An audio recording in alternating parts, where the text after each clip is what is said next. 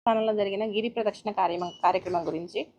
ఇది 32 కిలోమీటర్ల సర్కంఫరెన్స్. దీనికి కొన్ని లక్షల మంది హాజరవడం జరిగింది. వైజాగే కాకుండా ఆంధ్రప్రదేశ్లోని ఇతర జిల్లాలు, అలాగే ఛత్తీస్గఢ్, జార్ఖండ్, ఒరిస్సా, తమిళనాడు ఇట్లాంటి స్టేట్స్ నుంచి కూడా చాలామంది భక్తులు రావడం జరిగింది. సో ఈ సందర్భంగా సఫిషియంట్ బందోబస్తుని మనం ప్లాన్ చేయడం జరిగింది. చాలా రోజుల ముందు నుంచే దీని గురించి ప్లాన్ చేయడం జరిగింది. సిపి గారు పర్సనల్ ఇంట్రెస్ట్ తీసుకోవడం, అలాగే తొలి పావంచ దగ్గర ప్రోగ్రామ్ స్టార్టింగ్ నుంచి ఎండింగ్ వరకు సిపి గారు పర్సనల్గా ఉండి మొత్తం కూడా సూపర్వైజ్ చేయడం జరిగింది. ఈ భారీ భక్త సమూహం మధ్య మనం చూస్తే చాలామంది తప్పిపోవడం జరిగింది.